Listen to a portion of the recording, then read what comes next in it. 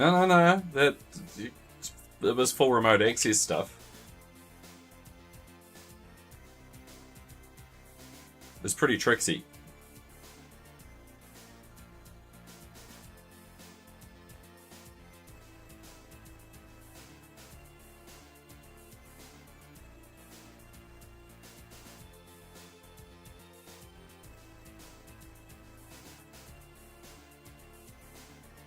Yeah, but remember that it all scaled, didn't it? Like your 28.8K modem remoting into your workplace, you're still only working on files that were like 20 kilobytes in size, so it wasn't so bad. Painful now. Very painful now. But occasionally I used to like VPN to a friend's machine purely so that we could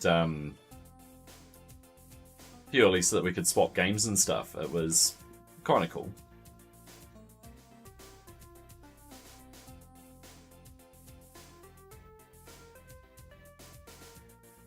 Another quick restart.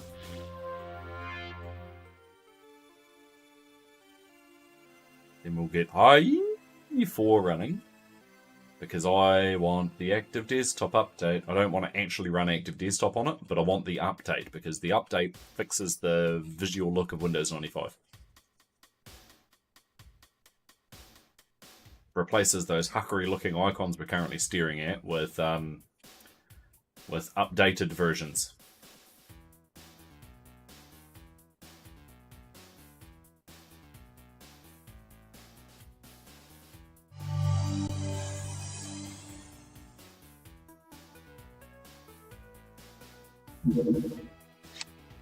Fact.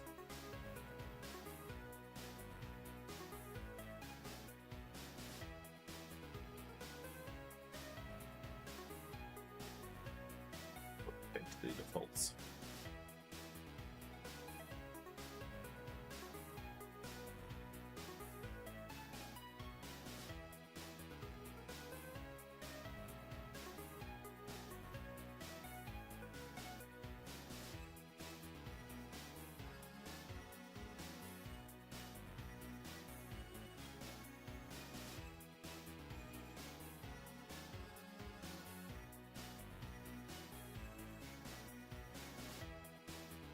Full, because I want chat. And yes, I want the desktop update so that my computer behaves like a slightly newer computer. Make it so.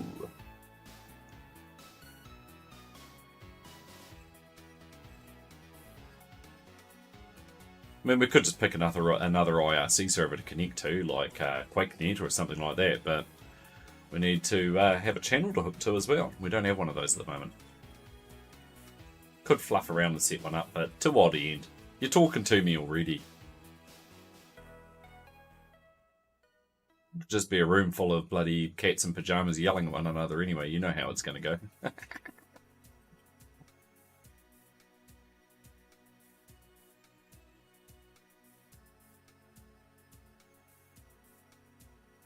Calmira. What the bloody hell is a Calmira? Take that as my answer.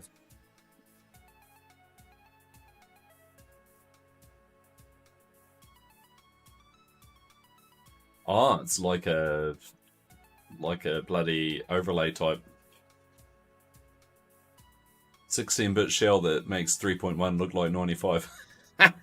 Sick.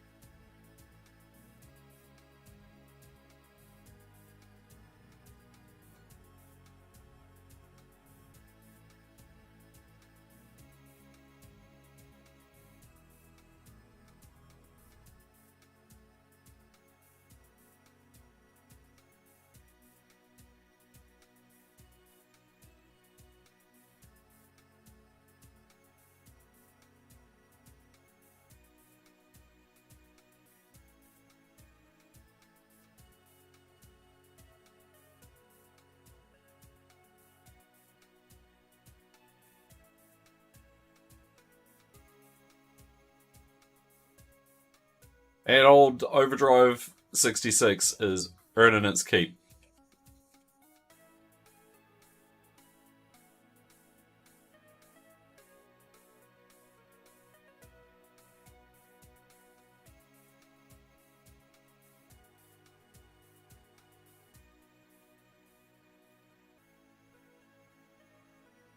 Yeah, I know, right?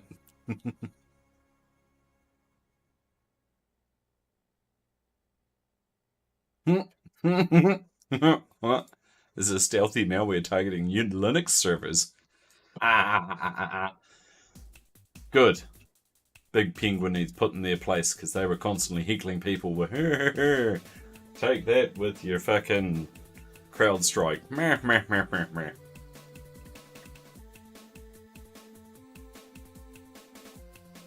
Though that's true, Mr. Bogan, and yes, I do appreciate offline installers. If this were the web install version of IE4, it would automatically be the correct, current build. Whereas IE4 shipped as 4.0 SP1, 4.01, 4.01 SP1, 4.01 SP2, so on, so on, so forth. So having an online one, which they were starting to do at the time, was kind of good. But the same problem, it's now 30 years old. Why in Christ's name would they still have those files available?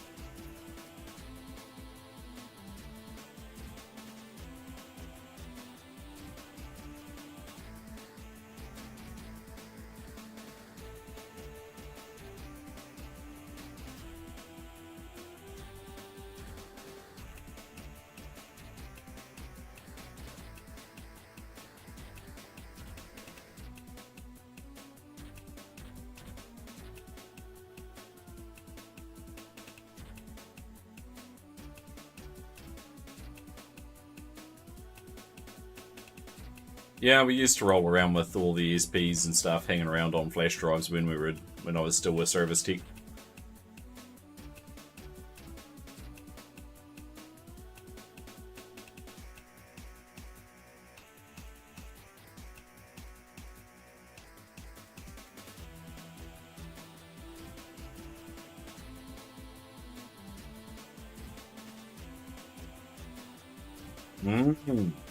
Lawsuit.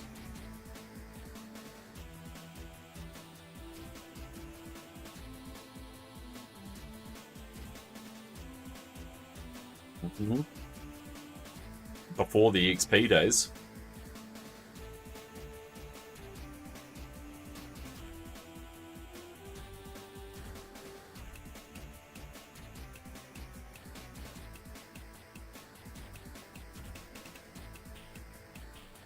It was IE4 specifically, I think, where they got in the trouble, wasn't it? Or was it IE5?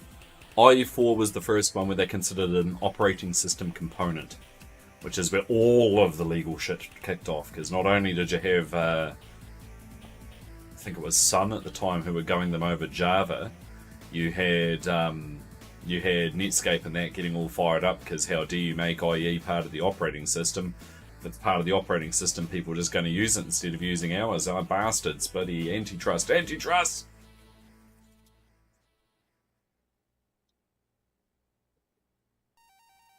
they were kind of right. But at the same time, fucking, you develop a product, why the fuck should you have to have every other cunt's fucking product built into it? It was a bit of bullshit, really.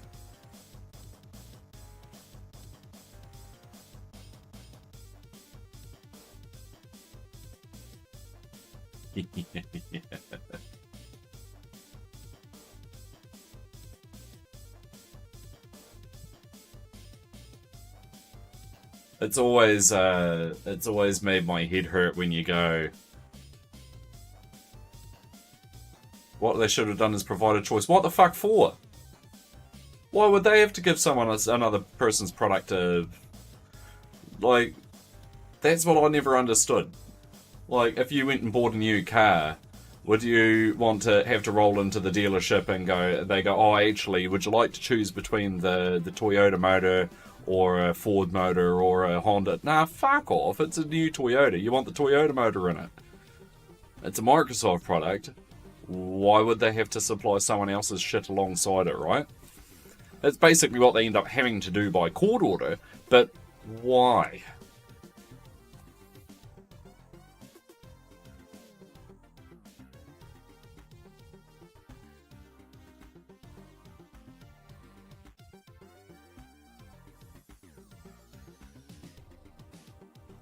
Because you've got more market share than everyone else. Yeah, but why would the EU even bloody... Someone else made an alternative product, so therefore ours to you, who developed your product as a complete unit, you have to pull it apart so that someone else's shit can shoehorn on top. And now, now Apple have got theirs that they shoehorn on top without giving you the choice. Google has theirs, they shoehorn on top without giving you the choice. You have the choice exists, but they don't have to give you the option to change it on day zero. Microsoft did, and that was bullshit. Yeah, but the operating systems weren't that big then. Or the browsers. Like, how big was a copy of bloody Netscape? 5 meg? I don't know.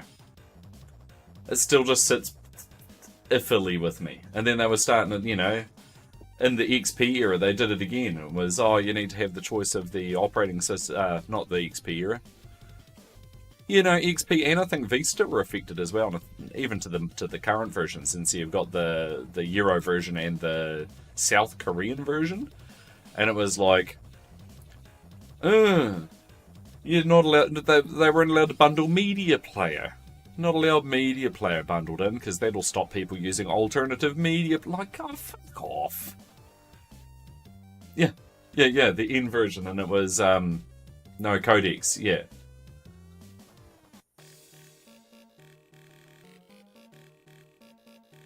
Yeah, and it's because of some other stupid government that started putting their bloody poll in.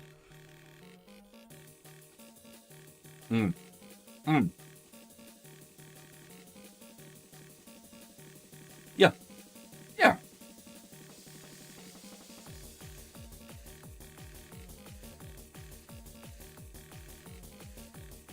Like, all they did was actually hamper the user experience so that the bloody three whining, snotty neckbeards who got upset and sued them for millions of dollars had their fucking tick box.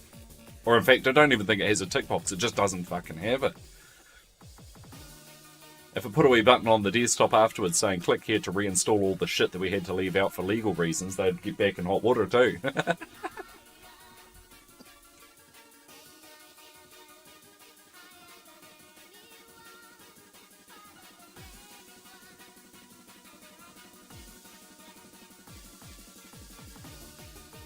Meanwhile, the part that I also still find kind of funny is if you go back to the Mac, around the time frame when all of this antitrust shit was kicking off, they didn't have their own web browser, and the default browser Apple suggested was Internet Explorer.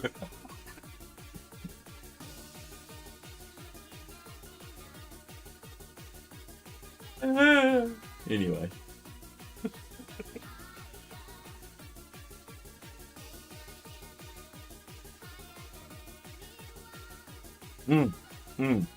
Until bloody Safari turned up. WebKit!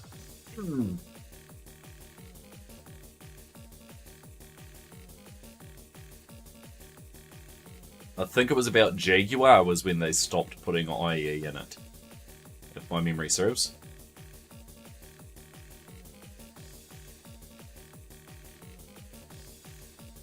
Yeah.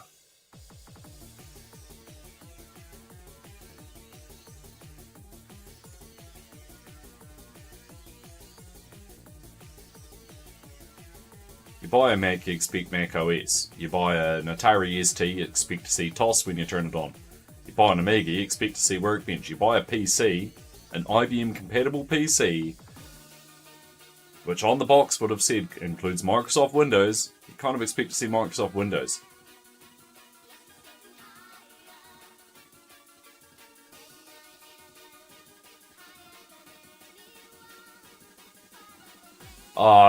Yeah, I mean,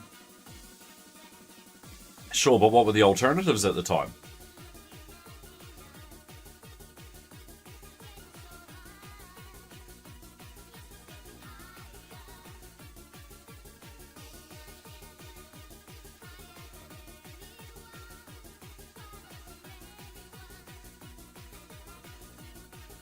And if you started selling these oddball PCs that didn't have Windows on them, and instead came with OS2 or came with Linux or came with any of those other bloody options, you'd just end up in the same position as the Europeans who can't play their video games, who've got no goddamn codecs for the videos. You get people pissed off because they get the new PC home, turn it on, fucking thing doesn't look like old mate's computer next door, and you can't run any software. That would piss you off.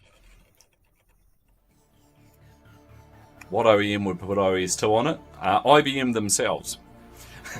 We're pretty much the only people putting OS2 on it, because it was a clicker for a lot of most people's.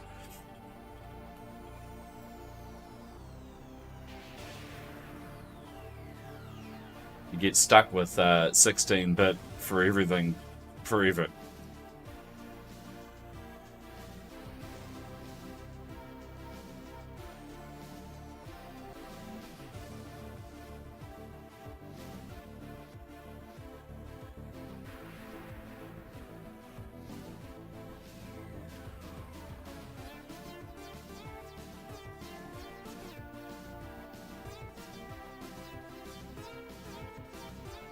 It's kind of funny, the way that all of that boiled down. It's kind of the same way that the automobiles boiled down. Like back in the early days of computer, you had, you know, your Unix and Unix derivatives. You had your DOS/Windows, you know, Microsoft offerings. You had your OS2 and you had your Mac OS. Well, in automobile, we started with electric car. That was where it began.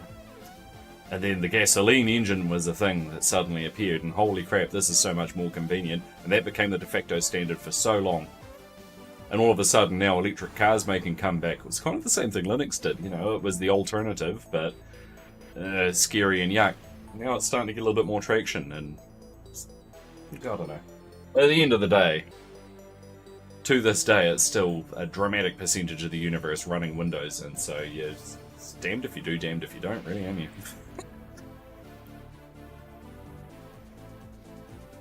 Yeah, it's community is why it's like that, though, Bogan. I don't like the way that Bob did that change to that thing. I'm gonna fork it and make my own distro with blackjack and hookers, and I'm gonna call it Wankeros or some fucking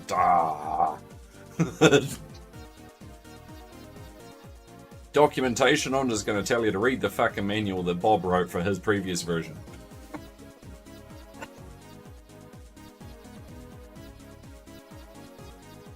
Optimizing for better performance.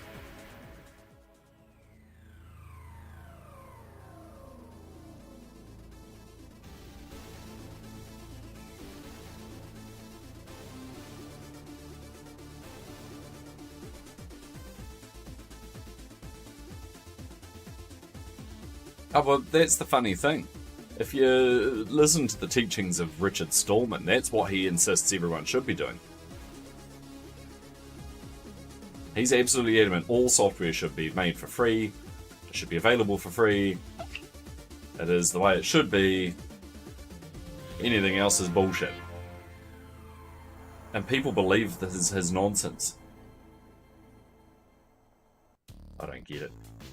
Just a big turkey as far as I've bloody read and seen.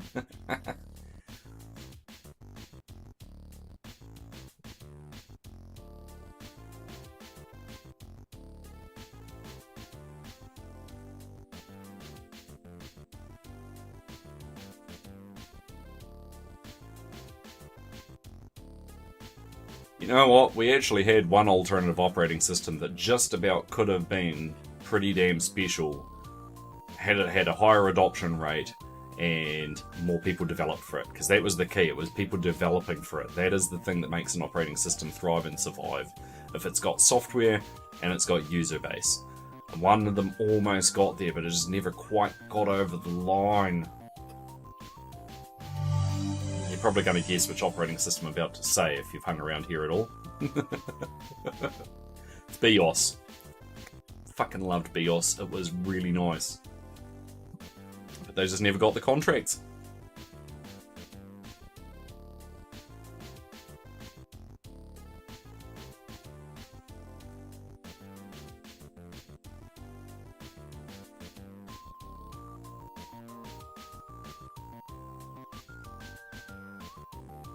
Who admits they're wrong? Yeah, an operating system land, no one. I guess Microsoft, because they do the KNN versions.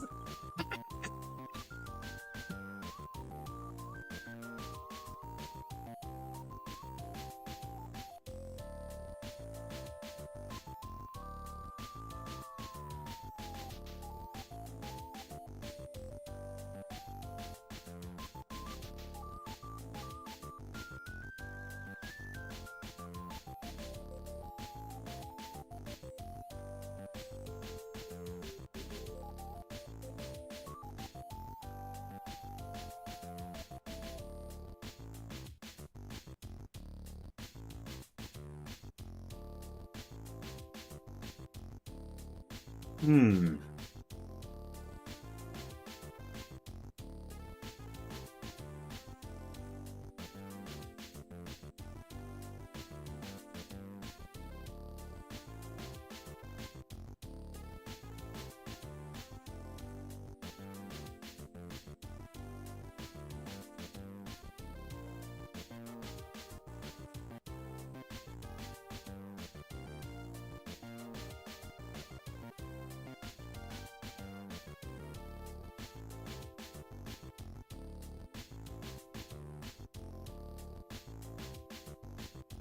Clickety click, clickety click, clickety click. It's about to go, I think.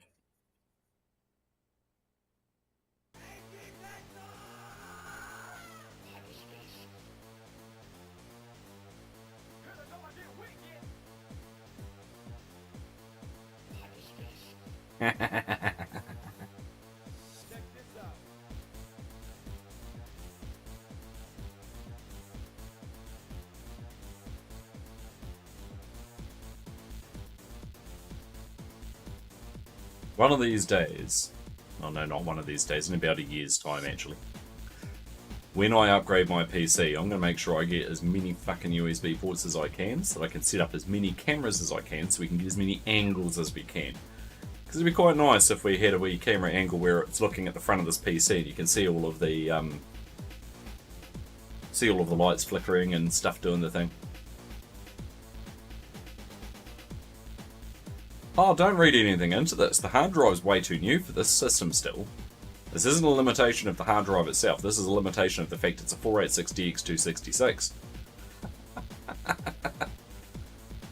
On an old-ass IDE controller.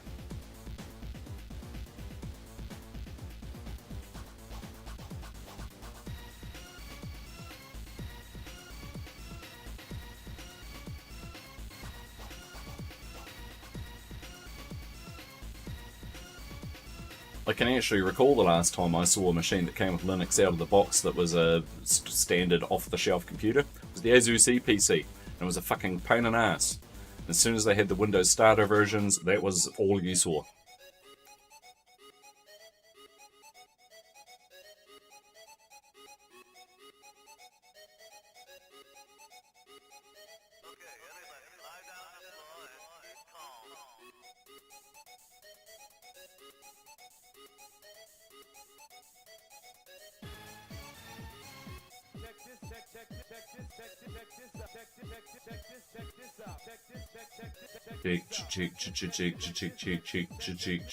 Check this out.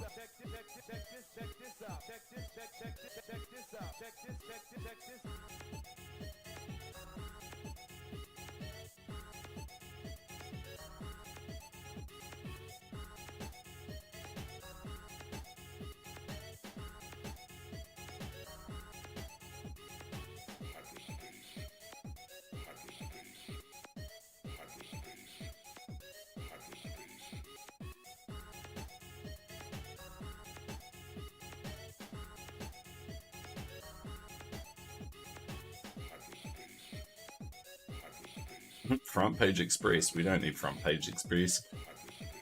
The other machine's got Front Page 97 on it.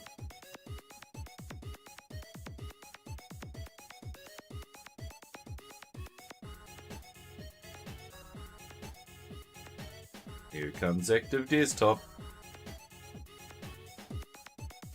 But look, now our icons look all fancy, like it's a way more modern computer than it is.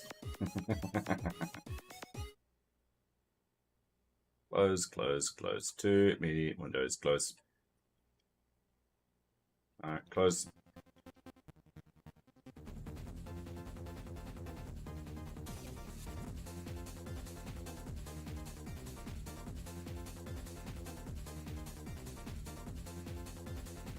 No. No. No.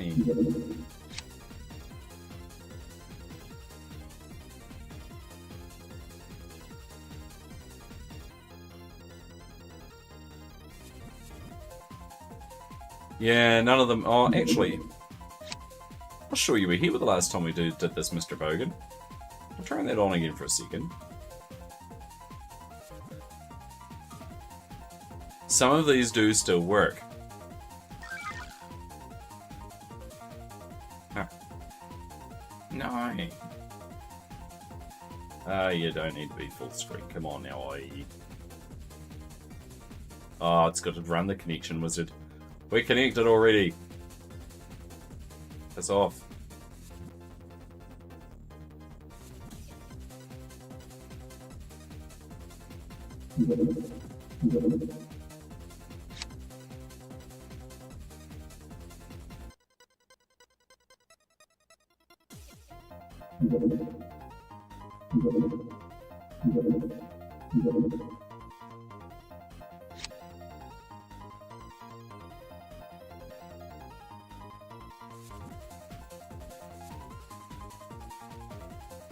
Oh, there we go. So it's got the actual things there now. MBR is dead. The Herald one doesn't work. New Zealand City will still work though.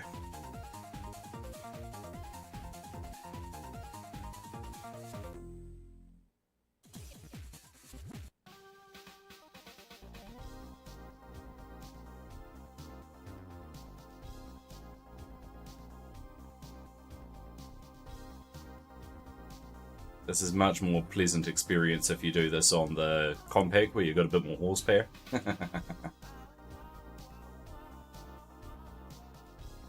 New Zealand City presents crime. The TVNZ one's down. Or it'll redirect to something that doesn't work anymore.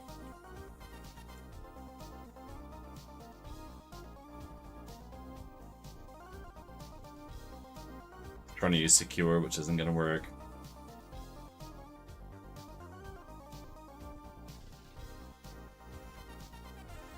Stop, stop.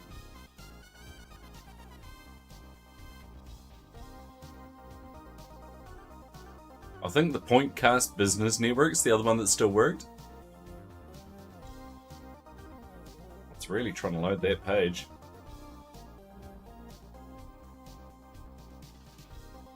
It's not going to work. You haven't got any GCSL, mate.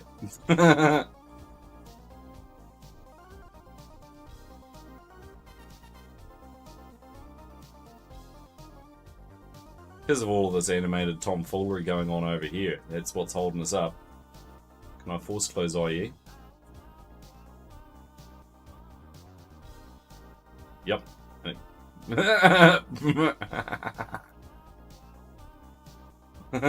Broke Windows. It broke Windows.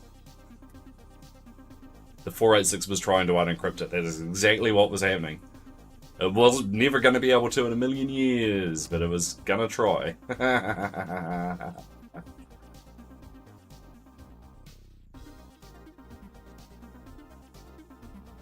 Points for enthusiasm, CPU from 1994.